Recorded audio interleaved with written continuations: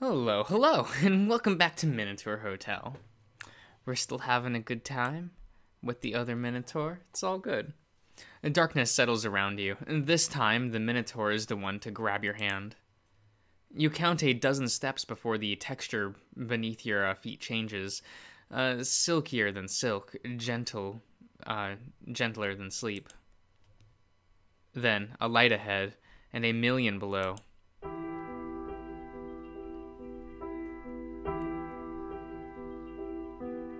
The sands above do not fall down on you, and neither do you fall into the sky below. Asterion's hand tugs you towards the fire, as though none of this was out of the ordinary. Around the flame, or embers, as it were, you notice a sandy texture. Asterion kneels, and motions for you to do the same.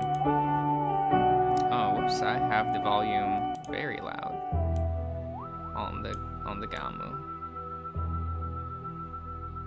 Okay. He places a hand on the sand before him and traces out a few lines with his finger. Here, touch it with me, Mr. Josh. Your vision fails, but not your tactically. There are thick, clumsy lines drawn in the sand, and they stay the same as you feel them. And in the middle of it is a hard, cold, metallic nub. Asterion nods when you find it. This is how the realm used to look when I first started building the hotel. Up ahead, Lord Hades' statue, the entrance to the bedrock beneath the sands. And this fire, a good friend and unyielding companion. Back then, travelers would, at times, be pulled into this realm. Joseph, the Merciful, did not care much for what I did, so nothing stopped me from tucking them in as my guests. The Minotaur takes a handful of sand and lets it slide between his fingers. I had so very little. Not even houses to protect them from the elements. Tents or rough cloth had to do. I had to hunt our food as well, and so expeditions to the valley were common even then, if only out of necessity.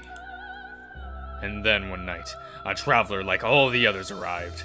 I provided him with water, food, and every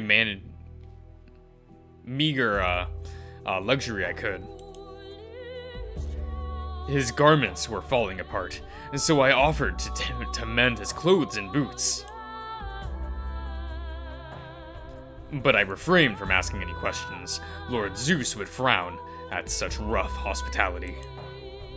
He stayed the night, which was as uneventful as any other, and departed at the break of dawn.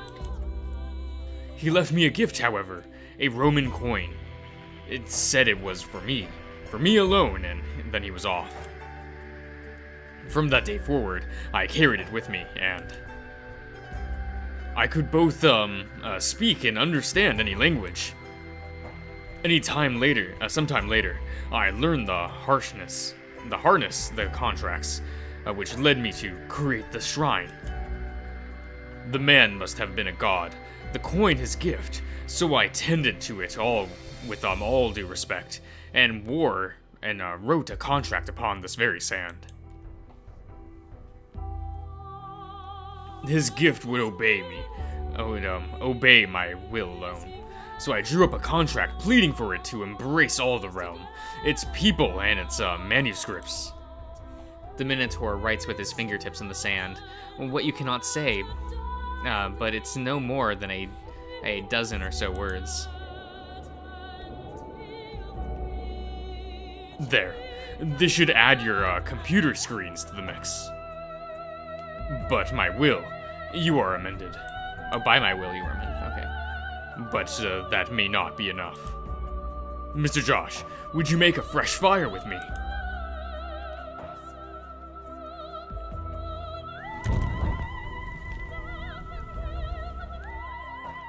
A fresh flame for the old god. Are you sure this will solve the translation issues? No, but it's worth a shot. And even if I fail, I enjoyed bringing you here. The Minotaur and you summon meat and fruit, wine and olive oil, Ditani, and the crocus. All of it fed to the dwindling fire until it shines proud once more. No foul odor wafts from it, neither do violent embers jump out with your offering. And although the flame provides warmth, it's of such a gentle sort that reaching your hand is close. Neither burns nor sings. After the trip, the chase, the sacrifice, the two of you rest together. The contact of your shoulders touching, it's hotter than any flame. Asterion looks at you, eyes wet and reflecting the light. The hotel was my idea. It began as half a dozen tents surrounding a fire pit. When I built some proper shelter to protect my guests from the elements. But it appeases the masters. I had to give them a place prominence, even if that meant downplaying my role in all of it. And then you came, saying I should be a co-owner alongside you, and going as far as changing the hotel's name to Minotaur Hotel. But I didn't say it. But it means so much to me that you would do all this. You wonderful man, greatest, kindest of all masters. I'm grateful for your words, but when you put it like that... Oh, well, I'm grateful for your words, but when you put it like that, it makes it sound like I did some great or heroic deed. I just did what I felt was right and decent. I don't know if that alone makes me deserving of being called the greatest of all masters. Sometimes doing only what's right and is virtuous enough to be deemed great, Mr. Josh. At least, it is for me. You just came in one day, deed in hand, and let me out. You trusted my word and helped me, even though I looked like a monster. I was afraid and kept you at arm's length, but that did not faze you, did it? After I only did what I thought was right, what other reaction could a decent man have to seeing someone as injured as you were back then? By the measure, very few of the masters before you were decent men. In fact, I would expect most people to run away as soon as they laid eyes on me in that state. And still, you went further, even when I asked for something as absurd as the laurel wreath. Excess piled upon excess. You gave it to me. I never fathomed the idea of a master seriously accepting it. Just what could you stand to gain? That's not really the point, though. First, considering how much power I have over you, it would only be right to put some serious limits on what I can do. Second, it's not so much what I stood to gain as what I would lose, which is nothing at all, since there's no good reason to send you to the valley in the first place. You are not wrong, but few masters would ever allow themselves to think in such terms. That kind of fairness seldom occupies the minds of kings or lords. And still you went beyond. Even if the labyrinth won't allow me to be your equal, somehow you managed to do it. An unknown secret muse, it seems, inspired your acts. You made an art of friendship. my king. I'm glad I could do so much for you, but at the same time, that reminds me that making you call me by my name is the only thing I've failed at so far. Even great statesmen must make peace with a failure or two. Really, is it so difficult to just do this one thing? Asterion sways left and right, chewing on each word he intends to utter until it all comes together in his mind. It is not difficult, no. But, and this may surprise you, it is something I hold very dear. Really? Does it bring you comfort of some kind? Maybe comfort is not the right word. It is a bit more complicated. I was a prince long ago, but I only found freedom when I served under Lord Hades. Those were some of my happiest years. When one is used to all forms of mistreatment and inequality, there is a great deal of comfort to be found in serving a fair, good, and just leader. Over the course of my sentence, I have had hundreds of masters to whom I bowed out of self-preservation, duty, and sometimes respect. But you are different. Of all the fine men I have witnessed over my centuries, this is none I would rather have as my king. I understand your annoyance, but I am overjoyed to call you my lord. There is no one in this realm I'd place above you. Nothing which I could hold more dear. Every day, I wake up to this life you have given me, and without fail, my affection for you only grows. Every day, my limbs melt when I see you, so please, what else could I be if not your subject? Please understand my wish, to call you my lord and master, nothing more or less. Not because I'm your servant, nor because I'm lesser than you, but because you are masterful in your kindness, and my esteem for you is so great that no other word could ever suffice. But if that is not an explanation enough, forgive my hubris, but to call a man like you my master is nothing short of a victory for me. It's the closest thing I can do to gloating. The gods sentenced me here for an eternity of torment, and yet you, who should be my torturer, chose instead to be my partner in fulfilling the hotel's mission.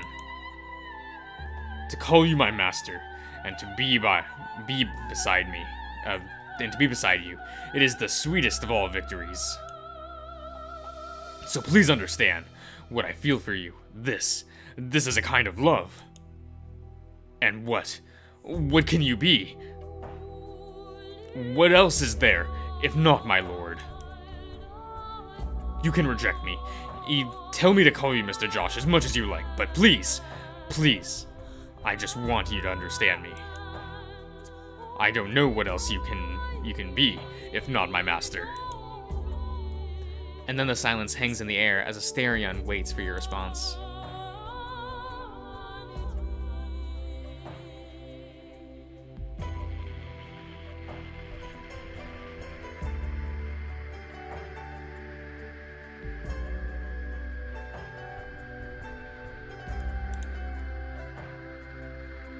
You lay a hand over Asterion's back and pull him closer, until your sides come close and his head rests on your shoulder.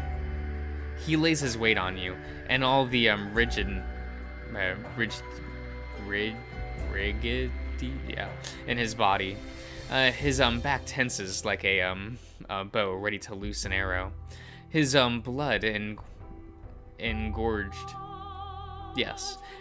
limbs, sweating from the chase, melts under your touch. Okay, you win this time. Have it your way, you stubborn bull. Call me whatever you please. His nuzzle is wet. He nuzzles his wet nose into the crop of your neck, yes. And unlike a cat impressing their scent onto their precious human. Thank you, Mr. Josh. Oh, so now you use my name. Yes, my liege. God damn it. You gave me freedom, and for that I am grateful. But you should have anticipated that would lead to a rebellion. That's not fair.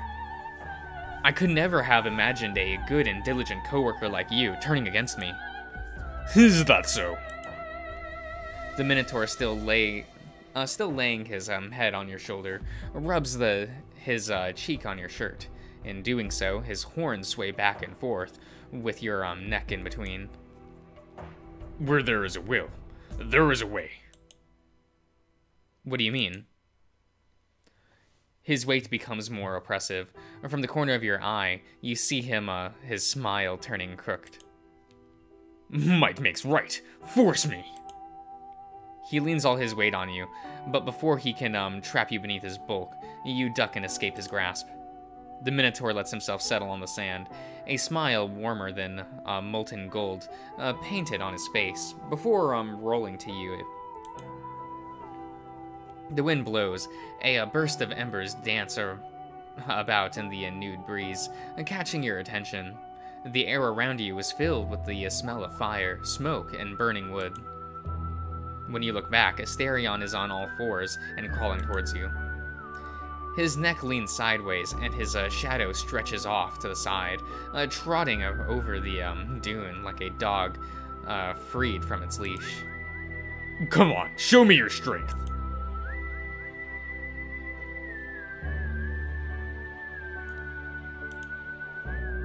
But I don't want to fight you. You can command me to stop then. But that would break my heart irreparably. Come on, it will be fun. You straighten up just in time to meet Asterion as he draws closer to you. He moves to pin you down, but instead you dodge out of the way. He prepares to lunge again. You are left with no choice but to stand up, sink your feet into the sand, and prepare for its impromptu match. The both of you push against each other, measuring your strength to create and maintain a fine-tuned stalemate. Limbs tense, backs drawn tight. Wait, drawn? Yes, drawn tight. You lean your head forward. And he leans along so that your forehead touches. You feel the rumble of his chest as he draws each breath. His hands, although calloused, hold you so softly it is almost a caress. But the bull is not satisfied. This is a wrestling match, a contest of strength, not a dance between two. He snorts and shakes his head, grinding that mark which crowns his brow against your hairline. Asterion glances off to the side, and you follow the direction of his eyes to your shadows. They mingle together, writhing on the sand like some massive beast. Scent engulfs you with every drawn breath of your own, the sea, the sunlight, and a hard-working man. Another puff against your face draws your attention back to your opponent. Come, master, impose your will upon me. You're serious about this, aren't you? Once more, he leans his full weight forward, and with nowhere to dodge or duck, you feel every ounce of it bearing down on you. You're forced back a good meter, legs scrambling for purchase in the sand as the Minotaur pushes you. It's as though you weighed nothing. I am. His voice and expression are firm as stone. You look at the Minotaur, your partner. The step-wide breathing, breath of his back and shoulders, and the musculature under every soft and supple inch of his flesh and fur, and for the first time see the proud warrior he once was. His gentle eyes meet yours, and you know the strength will never truly be turned against you. But still, something, an ancient and long-forgotten instinct, stirs deep within your breast. You must fight.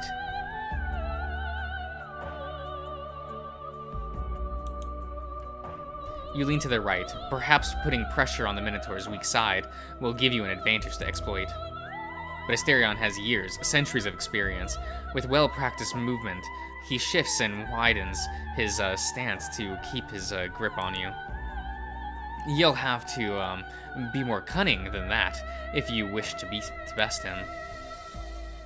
The insolent hybrid gives you a wide grin. Is that really all you've got, master? You grunt in both answer and exertion, striving with all of your might against his efforts to overpower you. But it's like trying to push a boulder up a steep hill. Burning heat surges through every fiber and sinew of your arm, and your back begins to shake and shudder. But even so, you look up to Asterion and stretch your lips into a toothy, a snarling grin of your own. You know, getting in close with you like this, pushing and pulling and grunting and groaning together. You press in closer to him. The humidity of your breath puffs out his flicking ears. It's almost like dancing, don't you think? His eyes widen at your unknowing echo of his earlier thoughts. He falters. The time has come to strike.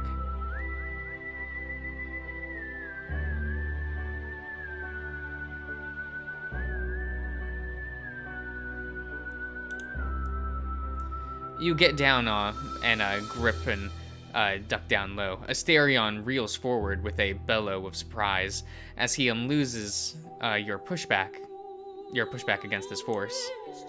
And with a bellow of yours, you surge forward to drive your shoulders into his gut, below his center of balance. He staggers and stumbles, flails and then falls, and he takes you with him. Your momentum carries you forward to land atop the groaning Minotaur. Seizing the moment of opportunity, you move to pin his shoulders with your palms. Every heaving breath fills your lungs with his rich scent. You smile. I win. You breathe in again, imprinting that smell, enjoying every second while it lasts, and the Minotaur does the same. He buries his nose in your shirt, and a wealth of scents assault him. The Mediterranean salt water, saffron-given crocus, the decaying petals of deflowered poppies. The smell of bitter, burnt oil that sticks to one's mouth, and the coppery taste leaking from beneath his tongue. And at last, something so familiar and yet so elusive, the smell of man, of a unique and special person whose presence soothes and heals. Asterion laughs, and yet his throat constricts to choke him halfway through. A ring of fire burns around his neck. An unfamiliar pressure wells inside his chest, expanding outward like a star about to burst, until it becomes unbearable. He opens his mouth to cry out, and that's when he feels a hand brushing against the burning collar, which threatens to strangle him. A gentle, cold touch, bringing with it liberation with no other. With that, the ring of fire breaks for good, and the overwhelming pressure within him can finally burst out. The breeze becomes a maelstrom, sand and smoke and ash, whirling around you and the Minotaur. You squeeze your eyes shut against the assault, and flinch as the deafening roar of obsidian shattering and rolling over itself. Meanwhile, Asterion's bucks and writhes under you. His back curls, his tail thrusts, and even his leg tenses and seizes. His mouth so close to yours, sharing the air, locked in his raging whirlwind until all threads come undone.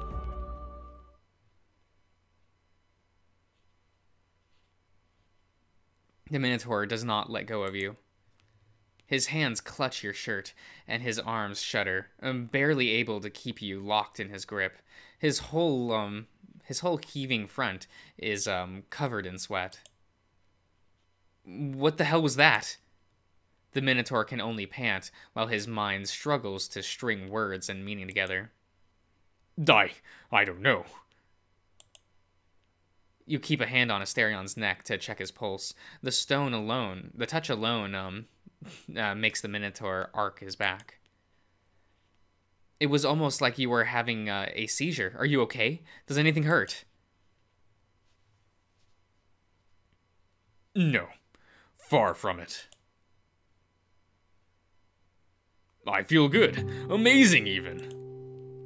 He tightens his embrace around you and pulls you down to lay your head on his shoulder. Can we stay like this? Just for a little while? Can't see why not. Actually, maybe it's best if we do. I'm worried you might pass out if you try to get up now. The Minotaur nods and loosens his grip around you, providing the opportunity to readjust into a better position.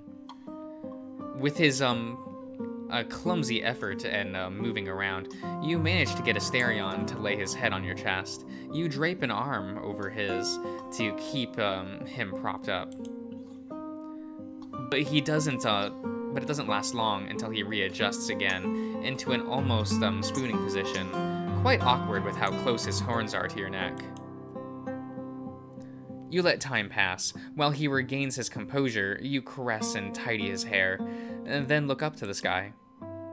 Such occasions may swell one's chest with poetry, and a muse, takes hold of you, if only for a moment. Of all stars, here underground and in the sky, the most beautiful is you. The Minotaur hears, but his only response is nuzzling against you. 5 minutes pass before he speaks. I have never felt this way towards a master. He chews on his words, opens his mouth, and nothing comes out except a dry cough. This is... But another coughing fit takes him. He draws a sluggish breath, puts a hand over his chest, and settles down. But he says nothing more. Odd. There was something on your forehead just now, but it's gone. Excuse me. It was like a little star drawn on it. A star? Yes, like a birthmark.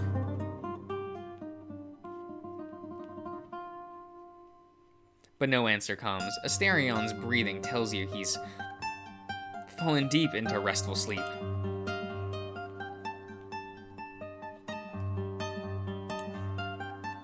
A sudden urge swells within you, but you decide to resist. The Minotaur looks far too peaceful to disturb.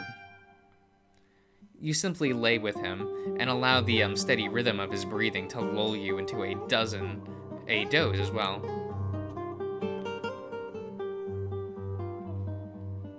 More uncountable minutes pass as you and Asterion rest together. At last the Minotaur stirs, snuffles and murmurs out half-sleeping nonsense, opens his hazy eyes, and looks up to you with a small smile curling his lip. Hello, master. Hello. He who still won't use my name. The Minotaur, No, actually, I think I'll end the part here. Yeah. I'll see you around, everyone.